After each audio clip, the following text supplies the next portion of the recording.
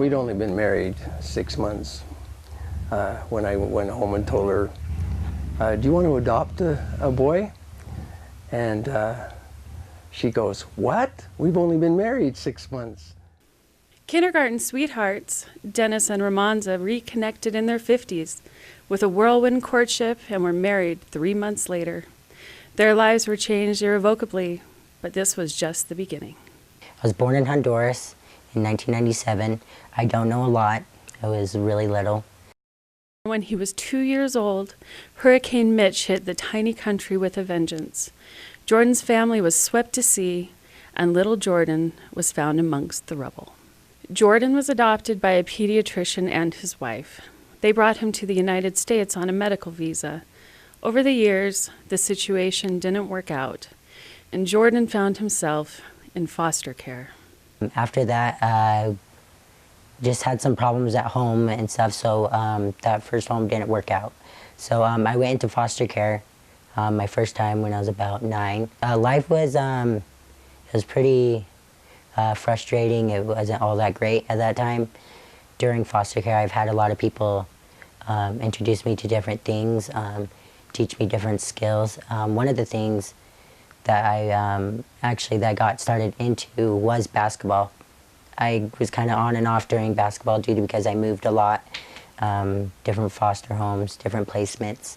When one of my caseworkers came to me and asked me about adoption, I wasn't thinking about it at that time. I was so much older, and she's like, well, let's give it a try. So I started looking into it, and I went into this foster agency called CTA, which they were amazing, and that's where I met my dad, Dennis. We gave reprieve for the foster parents, and he was one of the people that came into the program, and very first off they assigned me to him, and we hit it off just perfect. So Dennis came into my life. I guess he barely started one day, and I was coming out of the hall, and I saw him in his police uniform or whatever.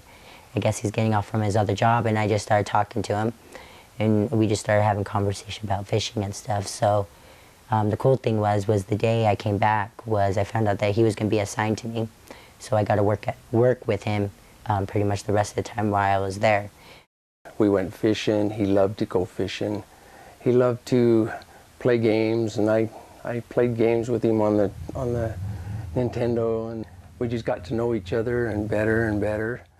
And during that time, we were still looking to adoption, and they were looking for homes for me. And I already had a lot of people looking into me and stuff like that. And I didn't know this, but I guess he did go to home to his wife, and he asked what he thought about adoption. Dennis had already told me a lot about him, so I kind of knew what to expect, but just seeing him, my heart just really was swelling. He needed a family, and that's the main thing that I went home and talked to my wife about. I said, he needs a family. He needs somebody that he can call his own. He'd been in and out of foster care for a long time.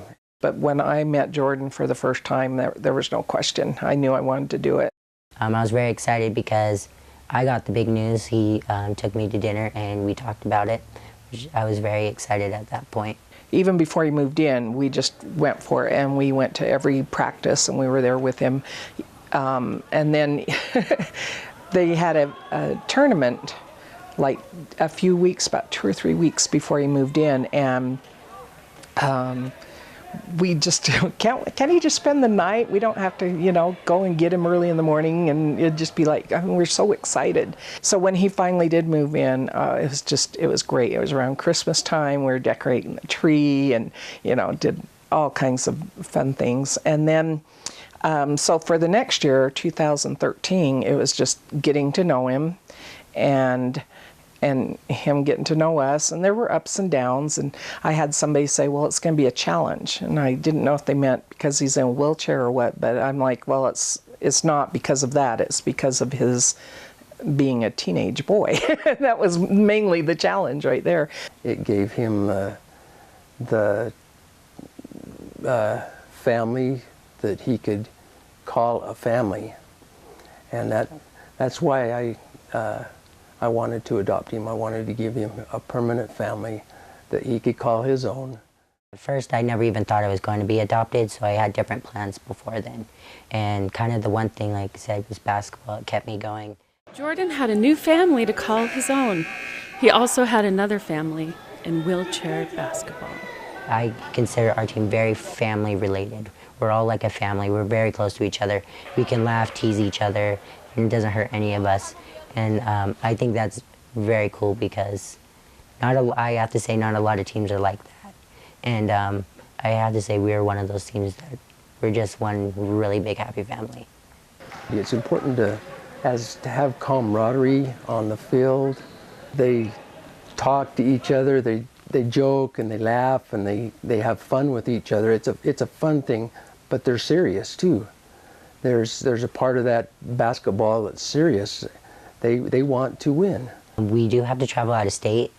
We're competitive teams all around the United States, so we go around mainly because we don't have like, you know how like high school teams, there's a team for each high school.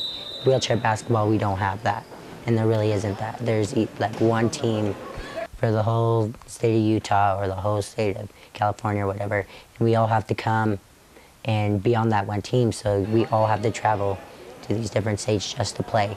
It costs money to do this, lots of money, so we do fundraising to be able to travel. Sometimes it's even hard for some kids with different disabilities. It's hard to travel like that on planes and do all that stuff because they need the attention all the time of like a grown-up or someone to help them. You just don't realize how much they've been through. And a lot of them, you know, they don't deserve it, but it's their lives. And I think as an able-bodied person, you don't see that. Life is about what you want out of it. It is about the fight that you're willing to put in it. It doesn't matter if you're in a wheelchair or if you're walking. You will get whatever you want out of life. It's about the fight that you have within. You could see, even when the newer kids come into basketball, they're kind of, you know, they kind of feel like they're not like the others, and they just kind of are shy, and not all of them, but, you know, some of them. And then they get around other kids that have similar issues or whatever, and hey, you know, they don't feel so isolated and alone. We can't stand up, but we can stand out. We have our blood family, and then you have your team family. And there's a level of support that these kids have with each other because there's similarities. When we go do fundraisers and we go put ourselves out there, that shows everybody that what we're doing, like what we're trying to show people that, look, just because we're in a wheelchair doesn't mean we can't play sports or go off to college and stuff. It just means we might do it in a little bit different way. So doing that too, like, gets everybody else out in the world too to see, hey, look at that kid, or look at that kid, he's playing basketball. And then they go tell their friends, and they tell their friends, and they're like, hey, I know this kid who plays basketball. And it's just a really good thing because then it shows everybody else there's not only one way to do something, there's other ways to do it too. Basketball is very important to me because it's my, how to say this, it's kind of my everything. It's what pushes me to do everything that I want to do. It has many rewards with it, and then many responsibilities to it too. It's hard to stay old. I mean, I feel old, but sometimes I'm like, how can I do this at my age? But he keeps me going. It's important for the parents too to keep their children like Jordan happy and involved in basketball. And it's just that. It's just setting goals and obtaining those goals. And that's what Jordan's doing this year. I need to keep good grades. We have to be committed. We got to be there every day. We need to work as a team with each other, even that's on and off the court. Sometimes it's kind of stressful because sometimes we miss more than a day's worth of school too. And that can be hard on some of the kids. As like juniors or seniors or like me, it's kind of, you don't want to miss any days because, you know, it could like bring you down, you have assignments due or something. His grades have went from very low grades. He's got straight A's now, and he's got a goal? I want to go to college. I want to go to the University of Texas, Arlington. We won't be down there if anything happens to him. He can't just call Dad, call Mom and say, come and help me. We're too far away to do that. There are many kids that play on the basketball team that are excellent basketball players, but if they want to go to the university and get if they were offered a scholarship, they'd have to leave their family, and some of the type of disabilities they have won't allow for them to be far away from home. It was depressing at first because I knew I couldn't, with the medical problems that I have, I knew I couldn't go out of state without one of my parents having to come with me, which couldn't happen. Like if we just let people know and just had people speak up for us, or anybody, for instance, that wanted to play basketball who couldn't travel, I think that would be an awesome idea. It's kind of nerve-wracking to think that he's going to be so far away from home in order to be able to pursue his dream of playing basketball and at the same time getting a college education. I would like to go into law, as in like criminal law or something like that, be a lawyer or something. The biggest thing right now is just finishing high school and going off to college.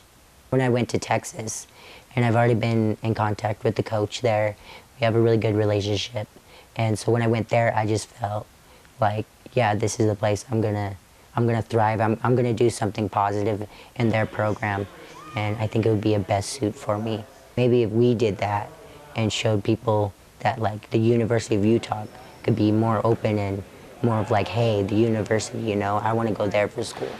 It might be too late for Jordan, but there are other individuals that it would be great for. And how awesome would that be if Jordan can, after he gets his education, he might even can be a coach someday, for one of the University of Utah teams or something. So Jordan is graduating from high school this year.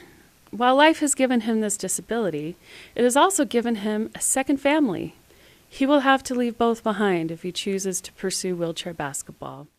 I have seen Jordan grow so much in the past few months even. The whole time he's been with us, he's really grown and changed. Even though I'm very independent, I do everything myself and stuff, everybody still needs their parents for some things. It's going to be a challenge because he's going to be down there and we're going to be here.